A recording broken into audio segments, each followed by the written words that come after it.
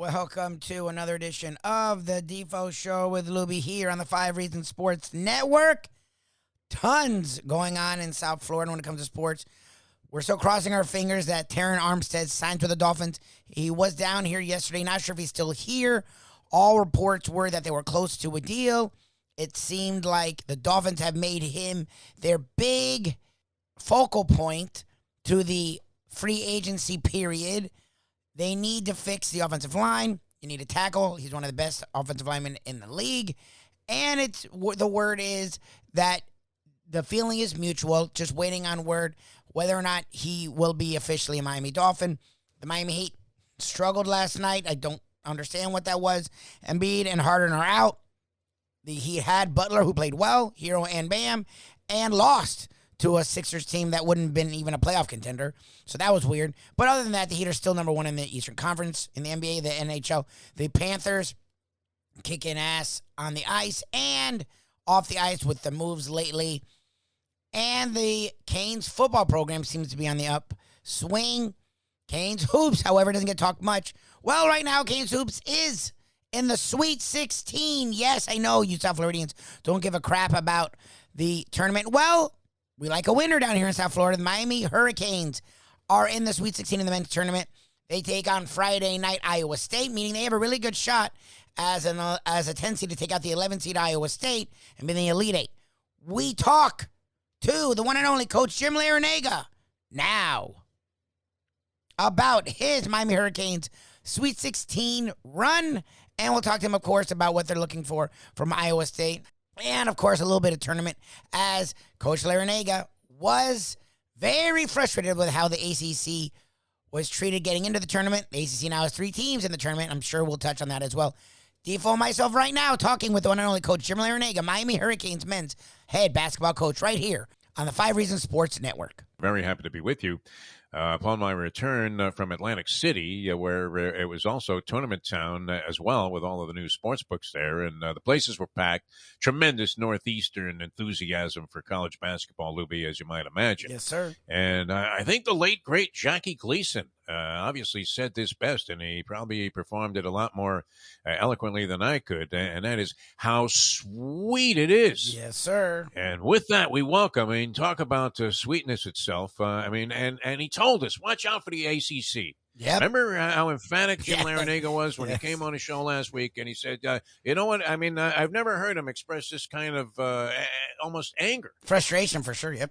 Wow, that the ACC was being dissed by the NCAA committee, and what do they know, right? Bring back Condoleezza Rice.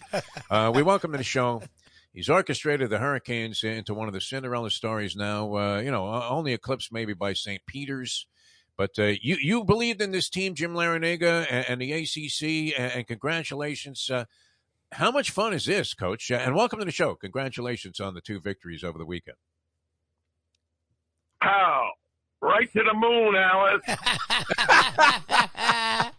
He was dancing. It was great. That's Jackie Gleason there, Defo. And that's what the ACC has done. Pow.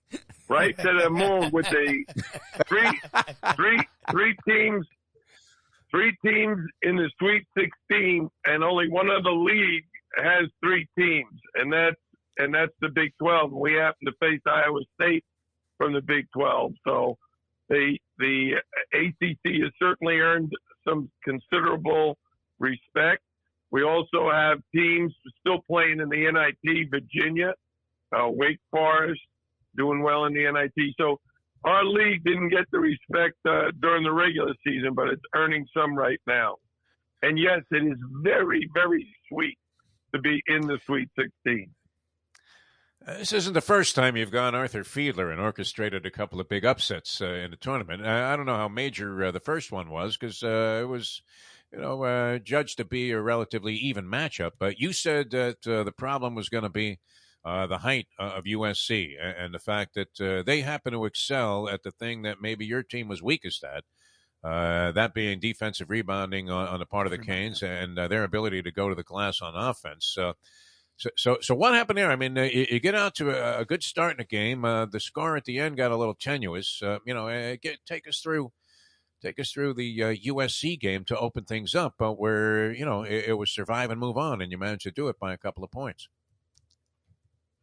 Well, against Southern Cal in our first game, their size was really going to be a factor, and we needed to force turnovers. And we did a great job of that in the first half. We ended up leading by 11 at halftime.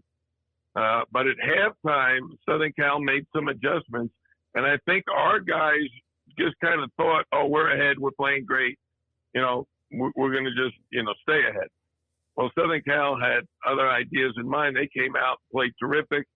The thing that we did so well in the first half was we trapped them and forced turnovers. In the second half, they got it out of the traps and hit threes. In the first half, they were only 2 for 9 from three, so they didn't really hurt us. But in the second half, they made 9 threes, which really did hurt us. But like our team has done so often this season, we've been in these close nail-biter type games. We ended up making some terrific plays down the stretch and ended up winning the game. Coach, and we're talking with Coach Jim Larranaga. The Miami Hurricanes in the Sweet 16 take on Iowa State, the last game of the Sweet 16 late Friday night. So we're all going to be sitting there rooting on the Canes and Coach Larranaga. What's funny is you did mention the height of USC. Outside of the traps, also Wardenberg set a ridiculous tone early. Like the dude had like 4 blocks, I think, in like the first 10 minutes. Like they were freaking out about the tone he set, and it felt like that sort of kept USC out of the paint, at least for the first half. Well, that's the thing about Sam Wardenberg. He is always underappreciated, underrated, because this guy is a fantastic defensive player. Not only with the block shots, but with steals, with helping on ball screens, being in the traps, fronting the low post. I mean, the guy is everywhere. He's what we refer to and what we ask our guys to be, omnipresent. Be everywhere all at once. And that's what Sam Wardenberg does. He's had a sensational regular season. Now he's having a sensational postseason. How about his block of Jabari Smith's dunk against Auburn on Sunday? Yeah, it's the guy, Leslie Visser. We were just speaking with Leslie. I know you had a conversation with her, too, Coach Larranaga. And we're talking to Jim Larranaga here on the Defo show, who has the Hurricanes basketball team in the Sweet 16. Curious, I mean, it's like you take a test and then you realize, oh, my God, I got another one in a couple of days. I mean, from a coaching standpoint, and you were speaking about this the last time we had you on the show last week prior to the tournament. There's not a whole lot of time to change directions now and take on an entirely different type of ball club. What happens after the victory? I mean, you do a little dancing, and yet obviously the second win is a huge one in terms of success and the success you're having in the tournament. And you have to knock off a giant in a number 2 seed in Auburn. So after the game, how much time did you have before you started? Immediately, I mean, how soon did you start thinking, okay, now how are we going to beat these other guys? Well, Defo, you really do not have a lot of time. So whatever adjustments or changes you're going to need to make, whatever preparation, really has to be almost a part of your game preparation routine. And the routine for us is this. As soon as the game against Southern Cal was over, we played the 3:10 game. So it was over around 6 o'clock. We went back to our hotel and had dinner, 7 o'clock. We met as a staff at 8:30, and we went through all of the details of what we felt Auburn would do against us. Oh, wow. And what we needed to do against them. And in looking at their team, they were also 2 giants. Walker Kessler 7-1 and Jabari Smith 6-10. Yep. So in a sense, our win over Southern Cal did help us prepare for the size that we were going to face against Auburn's front court players. But differently is, Bruce Pearl had his team ranked number 1 in the country. Yeah. Number 1 in the country for several weeks. They had won their conference championship, the regular season. And were ranked in the top 5 all year long, and everybody believed they were destined for the Final Four. Yep. So we actually used that to our advantage. In our favor was the idea, and I told the players, we're a supreme underdog. Everybody thinks Auburn's going to the Final Four. Everybody thinks their players are like Superman. And so what we did is we talked about the importance of not letting their big guys get heavily involved. We couldn't out-rebound them. We knew that. So we needed to force turnovers. We needed to deny Jabari and Walker the ball inside. And that responsibility fell in the hands of Jordan Miller on Jabari Smith and Sam Wardenberg on Walker Kessler. What was interesting to start the game, and we anticipated this, that they wouldn't guard us the same way. Walker Kessler matched up with Jordan Miller, and Jabari matched up with Sam Wardenberg. So on Saturday at our practice, you get a 1-hour practice the day between the games. So after we beat Southern Cal on Friday, we practiced on Saturday. In the 1-hour practice, we put in a play, an out-of-bounds play for Jordan Miller. And as it would happen, it was a lob play. Jordan Miller got his shot blocked on the first possession and went out of bounds underneath the basket. So I told the guys to run the new play. And it was a lob play. Jordan Miller changed direction and dunked the ball on Walker Kessler. Ooh. And that set the stage for the whole game as to, hey, we come to play. We don't care how big you are. We're taking the ball to the basket and dunking the ball on you. And Jordan Miller got us off to a great start. We got Walker Kessler in foul trouble. Jordan Miller guarded Jabari Smith and blocked one of his first jump shots. So Jordan Miller, Sam Wardenberg did a great job on defense. And then, of course, our guards, Charlie Moore, Isaiah Wong, and Cam Auguste did a great job on offense. 15, 20, and 21. So a great afternoon, a great evening, I should say, for the Hurricanes. How great is that, too? I mean, you've been coaching and in this business a long time, and, obviously you're destined to stay in it for as long as you want. But when you draw one up in the dirt like that, Coach, and it works, That's good. what kind of feeling is that? I mean, it's like you were Luganis and you hit a perfect 10 off the Acapulcan cliffs. That has to be a great feeling. Yeah, the feeling comes from having great assistant coaches who are constantly reminding me of things that the opponent might do that we need to be prepared for. So Bill Courtney, my assistant coach, and Chris Caputo, my associate head coach, told me that Auburn likes to really pressure and deny the inbounds pass on baseline out of bounds, and they like to zone sideline out of bounds. That's very different. And so we needed to put in two situations that we hadn't done before. And it's just so happened the timing of the first one where we dunked the ball on Walker Kessler, that was the first basket of the game, and the guys loved it. A little later in the half, the ball went out on the sideline right in front of Bruce Pearl and the Auburn bench.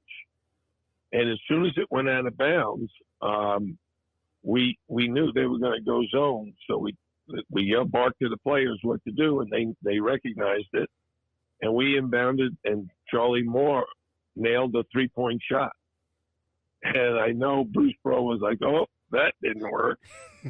So old guy out when you have players, when you have players that can execute things that, you hadn't done all season long, it's a brand new set of circumstances. this deny on the out of bounds on a sideline zone where they're trapping you. And Jordan Miller dunks it, and Charlie Moore hits a three. That gives the players tremendous confidence. And how about we ran a play for Isaiah Wong, and he split a double team and went in and dunked the ball on Jabari Smith. Yep. How spectacular was that dunk? That was great. And that was great. And then they asked me at halftime, Tracy Wolfson of CBS was interviewing me, and she asked me, how about that dunk? And I didn't hear her say, how about Wong's dunk? I just heard her say, how about the dunk? And I was like, yeah, well, which dunk? We had several. Nice. We're And jamming then in she these finally guys' said faces, Isaiah that number 2 Wong. seed. Wow, that's So, great. You know, we had several great, really spectacular plays. But the whole key, we're only up 1 at the half. I don't know. Did you hear about my halftime talk of what I asked the guys to do? I did not. Not No. really. You guys no. know the movie? No. Do you know? Have you ever seen the movie Braveheart with Mel Oh, Gibson? yeah. Yeah. Yeah. I don't know if that was that one of his better ones, or It was great. Braveheart was good. because Braveheart I was remember Waterworld, where they were riding jet skis in the Braveheart Stone was Age, and it great. seemed a little absurd to me. good. Yeah. Braveheart was great. No. Braveheart is about it's a true story about William Wallace, whose community is destroyed by the British soldiers. Yep. And he basically recruits an army to go to war. And at halftime, I asked the guys if they ever heard of William Wallace and what he did. And he said, no. And I said, well, he recruited all these guys and then just said, hey, are you ready for a war? And that's what I told the guys. Look, in the second half, we better be ready for a war. Nice. Wow. And we were. We went out and played so hard and so well. We forced more turnovers, got more fast breaks, and just played a sensational second half. We didn't just win. We won by 18 against the number 2 ranked team. It was awesome.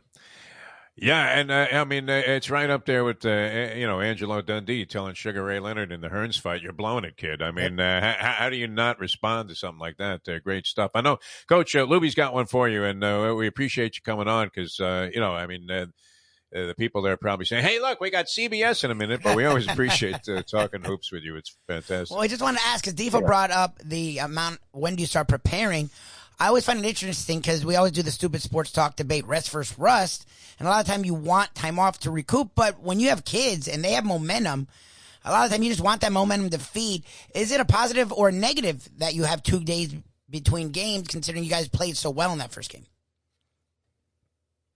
Well, no, it's not really 2 games because the Yeah, it's like 1 day. game on Friday ends and you eat and then you go to bed. Yeah. On Saturday, it's all game prep, and the players need that mentally. Okay. Or would they prefer, like this week we have now, we played on Sunday night. We got home at 4 o'clock in the morning. So we took yesterday off. We're going to do a light day today so we can fully recover physically. And then preparation for our game against Iowa State will really start late this afternoon and then all day tomorrow, when we not only prepare with practice, but we have to fly out to Chicago where the game is going to be played. So each situation is different. You got to be prepared for the short turnaround and the long turnaround. Should be a lot of fun. All right. I know you got to go to work, Coach, and we can't thank you enough for joining us here. Terrific story. As Leslie Visser was saying, the game being billed as the Cyclones and the Hurricanes in the Windy City. Couldn't have asked for much more. Sweet 16. Congratulations. Let's go Canes. Now where does which side of the family does the rhythm come from? Because a lot of coaches, they look like, maybe, they should consider some other form of celebration. But when you start dancing, Jim Larranaga, I mean, it's right there. Yeah, you could easily be Len Goodman on Dancing with the Stars. I mean, you really know your stuff. Yeah, well, anybody that knows my historical background, I have Cuban ancestry, and anybody who knows about the Cubans, they got great rhythm. Yes, sir. So, Wow, and on Cuban display. American, Yes. Yeah. and I have players who I watch dance all the time, and I'm always watching them. You guys know I had to ask, Rodney Miller to step in and join me there. Yeah, that was great. and show me some of the more recent dance moves. Well, you killed it, Coach. That was great. No, good stuff. And they love All Isaiah right, guys, Wong in New Jersey. That's where.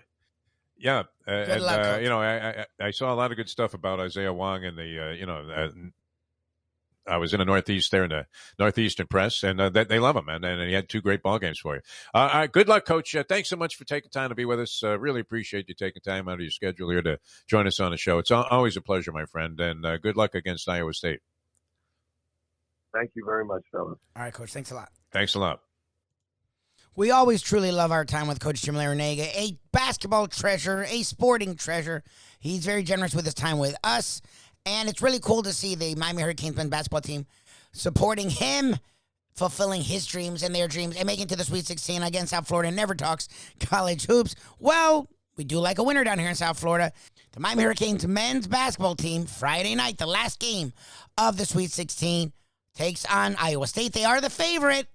Let's go, Canes, get to that Elite Eight. Thanks again to Coach Jim Larranaga. Thank you to checking us out here each and every day. Defo is back. You get both of us. You're going to get both of us each and every day right here, the Defo Show with Lubie on the 5 Reasons Sports Network. These days, we're all looking for comfort anywhere we can find it. Thank goodness for Landlubbers Raw Bar and Grill in the Plantation location, because they are making sure you are as comfortable as possible. First of all, they're not only open for delivery and pickup. All you have to do is go to landlubbersbarandgrill.com for both pickup and free delivery. Their hours have changed a little bit. Monday through Thursday from 3:30 to 10. And Friday, Saturday, and Sunday from 11:30 to 10. You're going to have the best wings in the world. You're going to have a great burger. You're going to have their amazing soups. Again, Landlubbers, Raw Bar, and Grill. It's nice and easy. Just go to landlubbersbarandgrill.com for both your pickup and free delivery. Thank goodness for Landlubbers for making you always feel right at home. Hey folks, Tony Segreto here. Let me ask you a question. What do you look for when you go out to eat? Good food, obviously, friendly atmosphere, not too loud, but good energy, reasonable prices, and a place where you feel comfortable. All those ingredients, no pun meant there, are hard to find unless you're talking about the Texas Roadhouse. You see, they encompass all of those attributes. Really, really good food, amazing atmosphere, good for a family, good for a date, or just a night out for yourself, and prices that will make you extremely happy. Their ribs unmatched. Steaks, hand-cut every day. Everything, and I mean everything, is made on site, including their incredible bread. It's the one day, folks, that you can forget about low-carb diets. Trust me when I tell you, Texas Roadhouse, your restaurant, your destination when you say, where should we go and eat tonight? Recently, we realized it's not just hurricane season that can hurt us. Any time of year, things can happen to your home or business. And the insurance company can be your friend, but they also can be your enemy. Horizon Public Adjusters, Justina Testa, are here for you to help this process go so much easier. Before you call the insurance company, call Horizon Public Adjusters and Justina Testa at 954-809-8752. Would you go into court without an attorney? So why would you go up against an insurance company without Horizon Public Adjusters and Justina Testa? 7 to 10 times more money recovered with a public adjuster than if you went on your own. If there's no recovery, there's no fee. Give them a call at 954-809-8752. Why go up against insurance companies alone when you can have Horizon Public Adjusters and Justina Testa on your side?